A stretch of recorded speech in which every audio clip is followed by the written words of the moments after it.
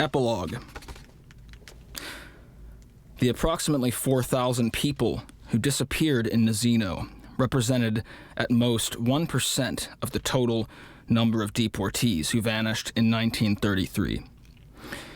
According to the centralized statistics of the Head Office of Special Settlements, 367,457 special settlers disappeared that year, or one-third of the total number recorded on January 1st, 1933. Out of the 367,457 who disappeared, 151,601 were recorded as dead, 215,856 as fugitives. The extreme precision of these figures, like the differentiation between deportees who died and those who were fugitives, must be taken with a grain of salt when we discover what really happened to the special settlers and the way in which the Ogpu's accounting departments functioned. However, the general magnitude of the numbers remains, along with the hundreds of confidential reports exchanged among Ogpu directors, all of which describe a terrifying situation in the labor villages of Siberia, the Urals, the North, and Kazakhstan, decimated by epidemics, shortages, and famines.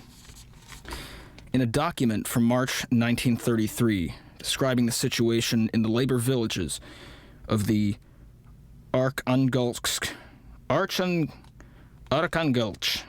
region, we read, "The special settlers eat all sorts of substitutes, roots, grasses, dogs, cats, carcasses of various kinds,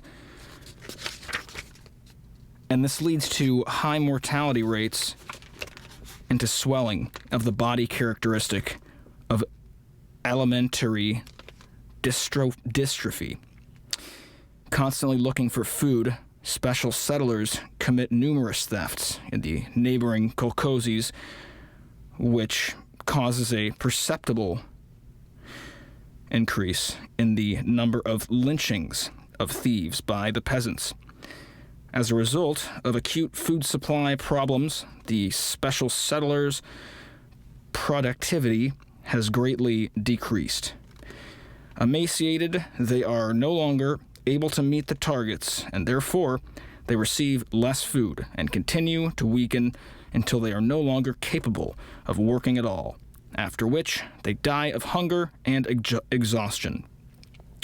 The outcome is that none of the economic objectives has been realized, and all the plans for the current year are seriously compromised." The starting point for the fatal series of events described in this report was the drastic decrease on the order of 50 to 70% of all the supply norms prescribed for the special settlers over the first half of 1933. Heinrich Jagoda's Great Deportation Plan served as a pretext for this brutal readjustment of the available resources in the context of a grave economic crisis. In reality, the grandiose plan of deportation realized its initial objectives only at a rate of 13.4%. In the project, Jagoda presented to Stalin in February 1933, 2 million persons were to be deported. In March, the Politburo approved a plan that cut this figure in half. Ultimately, 268,000 persons were actually deported in the course of 1933, 132,000 of them to Western Siberia. In the meantime, Stalin, in one of the sudden reversals to which he was given, had decided to apply the brakes to a process that was threatening to get out of hand without producing, amid the surrounding disorder, convincing economic results with regard to the use of manpower and the development of inhospitable regions.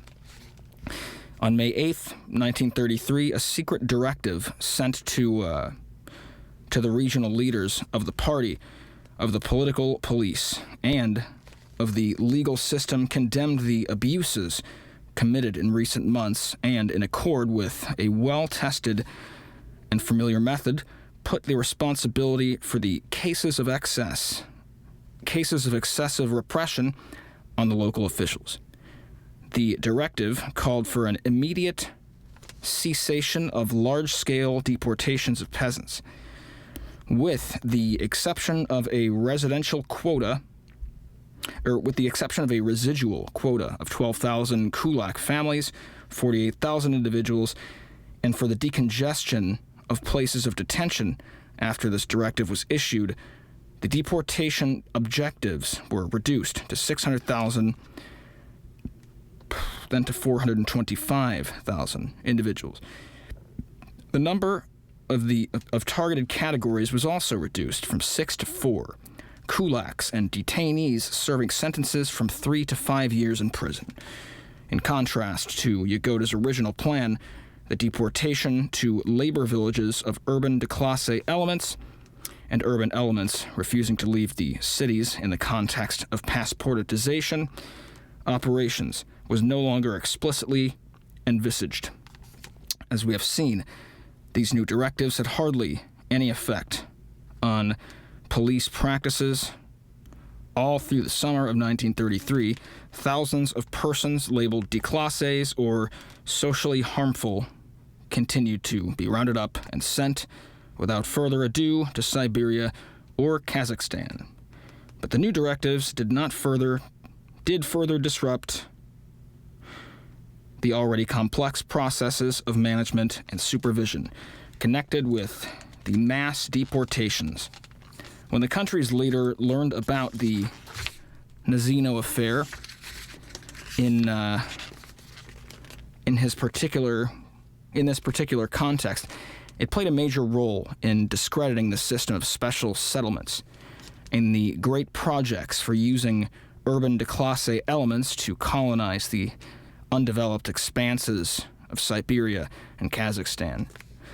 This was not so much because of the number of victims on the scale of the overall demographic losses of 1933.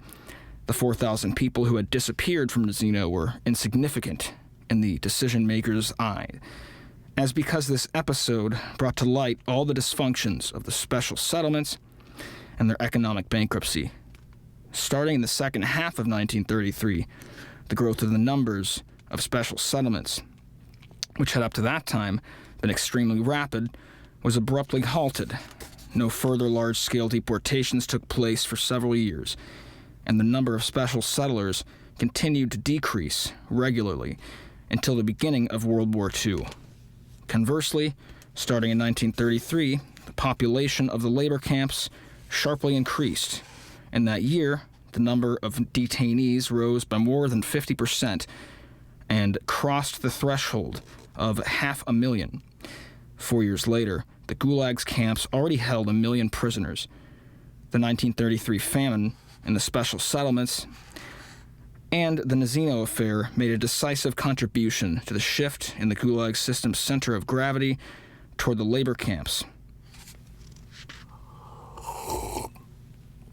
At the same time, the completion of the first pharaonic construction project carried out using detainees, more than 100,000 of them, the White Sea-Baltic Canal, convinced the political and police leaders that the camps were more economically efficacious than the special settlements. Nonetheless, the Nazino affair did not put an end to the policy of cleansing the cities, and particularly cities subject to special rules of their déclassé elements and socially harmful elements. In 1 year, August 1933 to August 1934, in connection with the passportization of the urban population, 500,000 socially harmful elements, parasites, and criminals were arrested and expelled from the cities or sent to labor camps after a summary procedure carried out by police commissions. Starting in summer 1934, the Ogpu and the police embarked upon a broad campaign against speculators. As the authorities used it, the term speculation included any resale of products in short supply, as well as the countless kinds of small-scale trafficking engaged in by a marginal population, consisting mainly of former small businessmen and craftsmen who had gone bankrupt since the end of the NEP. An increasing number of the roundups were made in markets and train stations. In a few months, in the cities, subject to the special rules alone, more than 60,000 speculators were arrested and sentenced to terms in the camps, and 50,000 more who had been arrested solely on the ground that they were not engaged in any socially useful work, were hanging around at the markets, were expelled. At the beginning of 1935, Heinrich Jagoda and Andrei Vyashinsky, the USSR's general prosecutor, sent Stalin a project setting up new police commissions authorized to sentence by administrative order hardened violators of the passport regulations and, more generally, all socially harmful elements to a term of up to 5 years in the camps. These extrajudicial police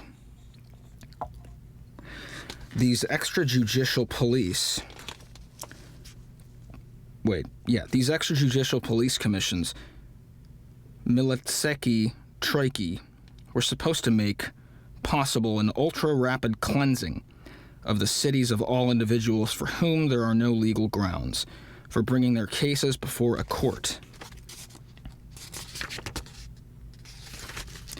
Cynically explained the USSR's general prosecutor. On the note accompanying the project, Stalin scrawled, "An ultra-rapid cleansing is useful." All right, this is getting way too fucking hot in here. What was I thinking? Holy shit. Okay. Back to... Maybe I shouldn't be wearing a fucking scarf in the first place. This is kind of a makeshift shirt, but whatever. The USSR's general prosecutor. On the note accompanying the project, Stalin scrawled, "An ultra-rapid cleansing is useless. We have to clean up gradually and deeply, without hitches or superfluous administrative enthusiasm. As for the rest, I agree." These new police commissions were set up in May 1935. Within 2 years, they had sentenced more than 300,000 socially harmful elements. These included individuals who had already been sentenced for crimes or who had been arrested for criminal activities, and continued to maintain relationships with the criminal milieu. Professional beggars and vagabonds, individuals who have been neither sentenced nor arrested but are not engaged in socially useful work, have no fixed domicile, or maintain relationships with the criminal milieu. Socially useful work, by the way, is basically from the center out. Stalin and his henchmen were trying to, make everything communist. So they basically, when they went to collectivize all the farms, if you didn't want to work on a collectivized farm, that was the only socially acceptable work that you could do, or socially useful work. If you didn't want to do that, you got deported with all the other rich peasants that they called kulaks. And people who had been expelled and had left without justification the place of residency assigned to them, and people who have repeatedly violated the passport regulations. Since the beginning of the 1930s, and a fortiori in relation to the 1924 law defining social dangerousness, the category of the socially harmful underwent a spectacular expansion, as did the severity of the penalties associated with it. As a rule, 5 years in a labor camp. In the mid-1930s, several new categories, notably hooligans and young vagabonds further expanded the vast nebula of socially harmful elements. Among the latter, the largest group, more than 600,000 persons, and the most dangerous, according to authorities, consisted of ex-kulaks and criminals deported between 1930 and 1933, who had fled their assigned place of residence, living on the margins of society with neither papers nor legal status. Some of these had ended up finding work in the mines, particularly in the Kuzbas in western Siberia, and on major construction sites, where the continual lack of manpower made recruiters not very particular about the identity of the people they hired. Others had joined a criminal underworld, very specific to the 1930s, halfway between political crime and ordinary crime. Despite the constant growth in the numbers of police officers, crime remained endemic, especially in the Urals and in Siberia.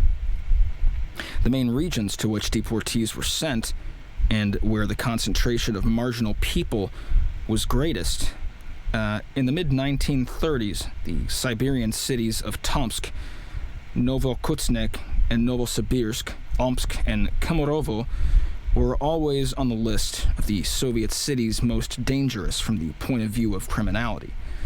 From 1937 on, the police authorities' perception of marginal and socially harmful groups underwent a significant change. In a context of increasing international tensions, these groups were more and more clearly seen as insurrectional reservoirs, as elements likely to join a mythical five-column of deviationists and saboteurs operating in connection with the secret services of foreign powers. The NKVD made an increasing number of discoveries of alleged insurrectional organizations. The General Russian Military Union, based in Siberia and working for the Japanese Secret Service, the Polish Military Organization, based in western Ukraine, and so on. NKVD leaders explained in their reports that these organizations recruiting among the ex-kulaks and criminal elements were preparing insurrections coordinated with an attack considered imminent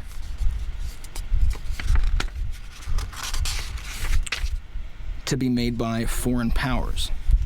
In May 1937, the head of the NKVD in western Siberia, Sergei Mitronov, sent Robert Ike a particularly alarming report concerning the threat represented by the 208,400 special settlers who have settled in Siberia, a veritable reserve army for the Japanese.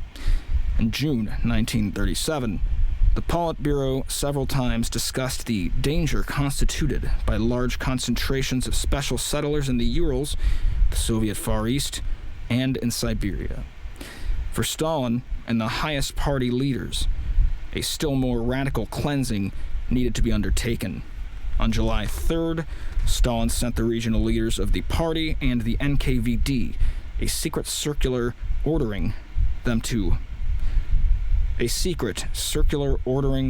submit within 5 days an estimate of the number of ex-kulaks and criminal elements whom they consider it necessary to arrest by administrative measures.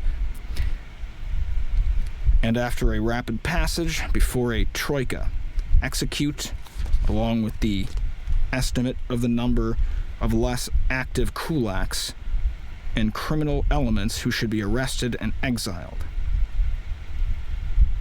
Over the following days, the regional leaders sent to Moscow their preliminary estimates, which were based, it seems, on the number of socially harmful elements whom the local political police and ordinary police already had on file.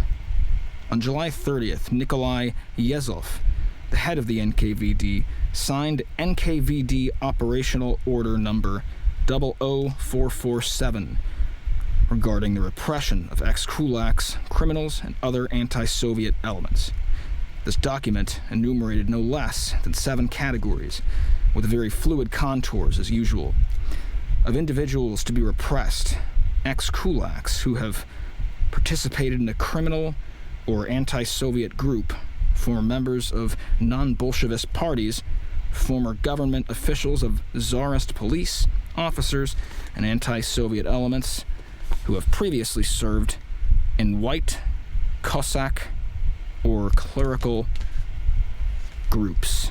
Anti-Soviet elements, particularly active among the ex-kulaks, the whites, the criminal members of the sects, members of the clergy, criminals, bandits, thieves, recidivists, professional smugglers, cattle and horse thieves, continuing to maintain ties with the criminal world, criminal elements exiled or held in labor camp and who continued to carry out a criminal activity.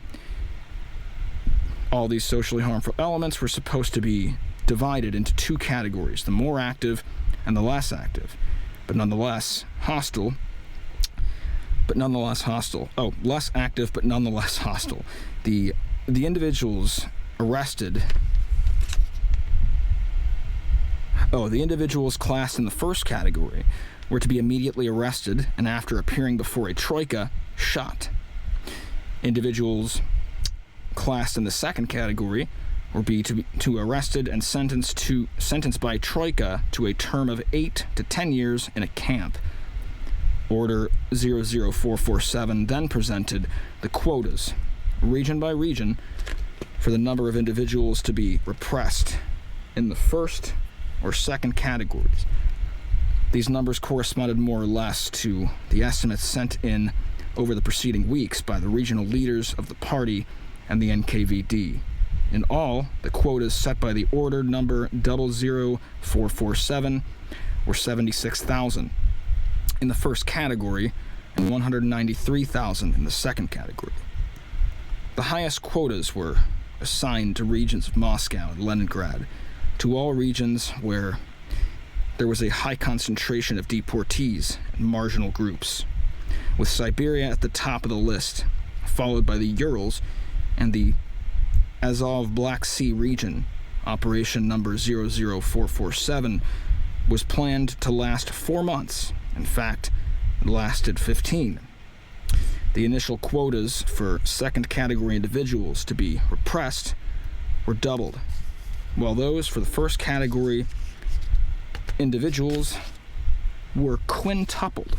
In all, 767,000 people were arrested in connection with Operation... You know what? I remember this from Bloodlands. There's a book by Timothy Snyder. Basically, they would go out. He'd keep raising these quotas because, like, you only have so many criminals, like, that are actually guilty of something.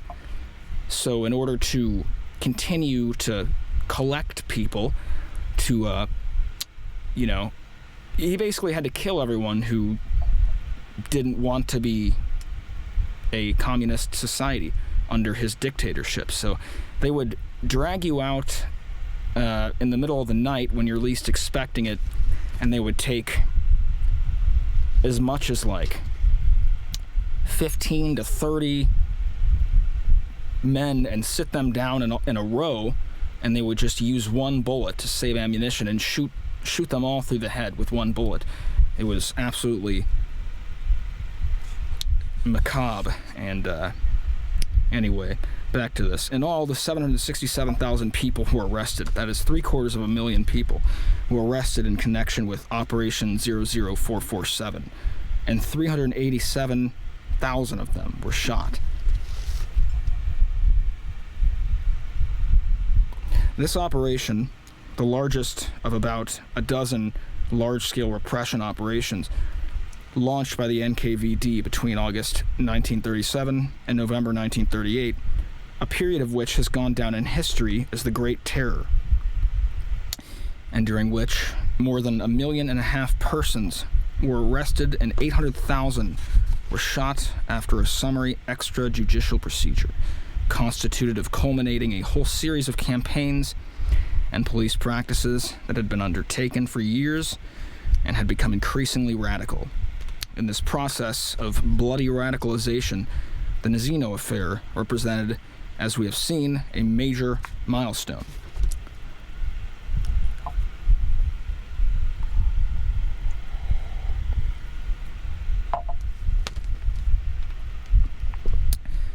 As Nikolai Yezhov emphasized in the preamble to Order Number 00447, the time had come to eliminate once and for all the entirety of the socially harmful elements who are sapping the foundations of the Soviet state.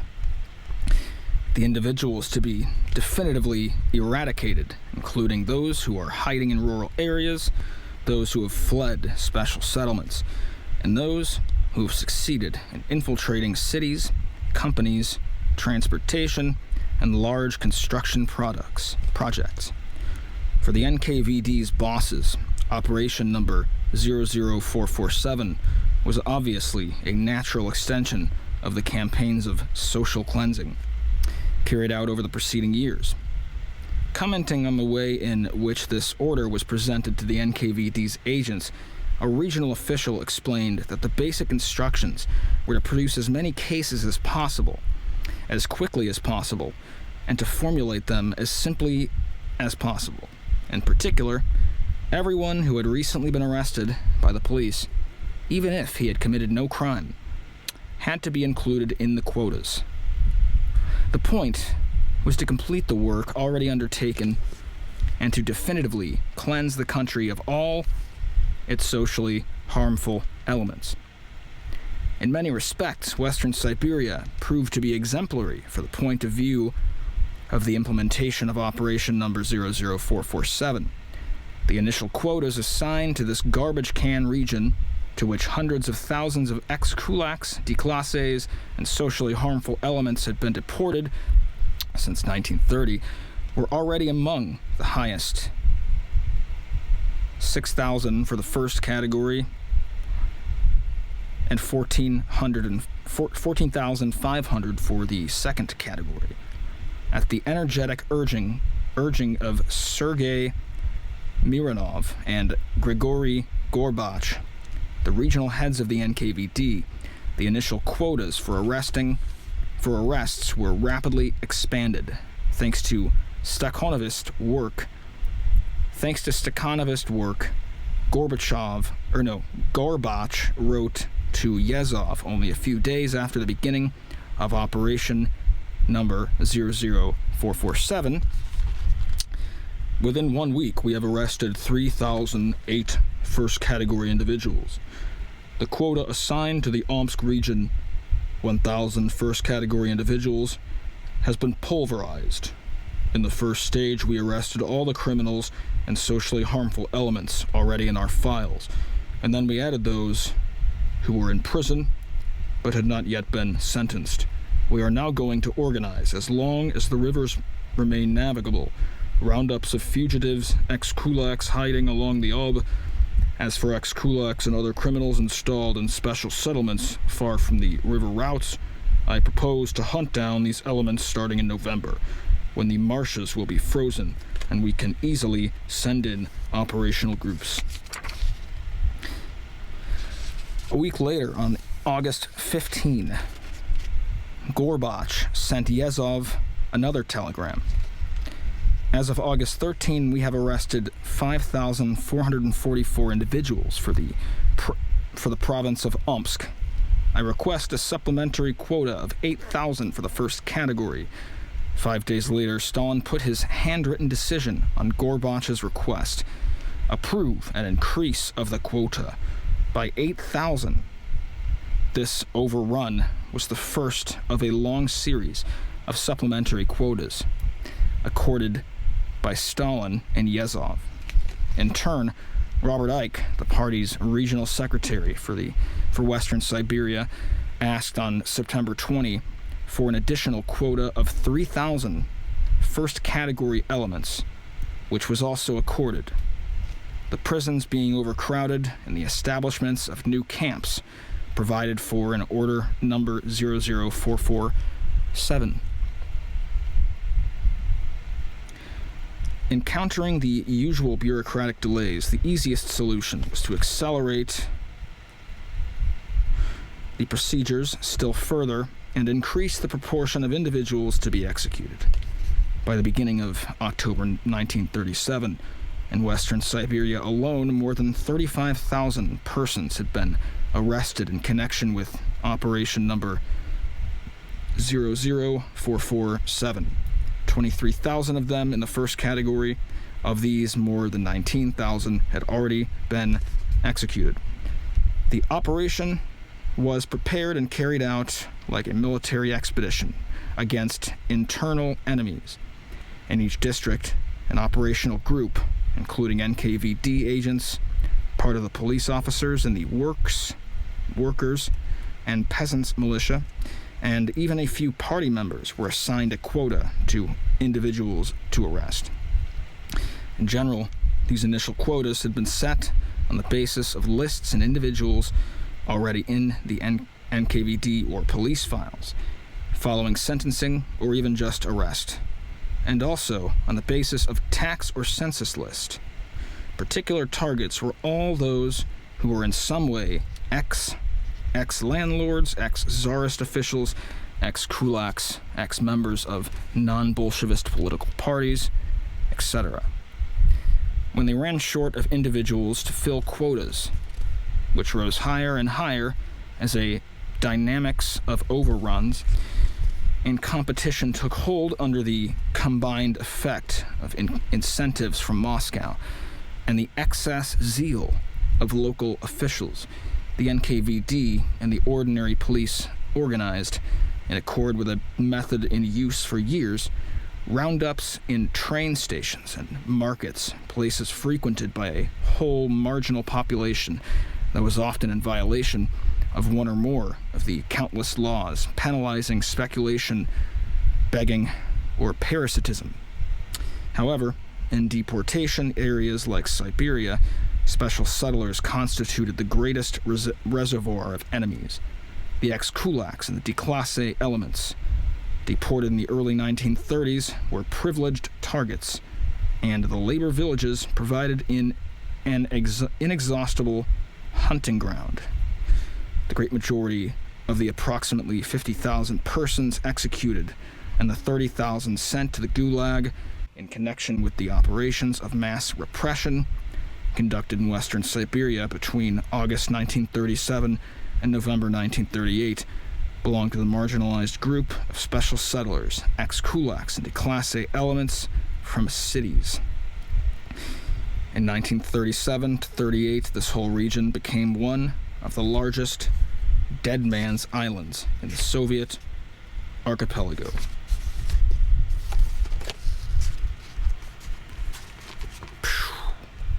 That's it. There's some acknowledgments here, but I'm not the author, so I'm not going to read those. But yeah,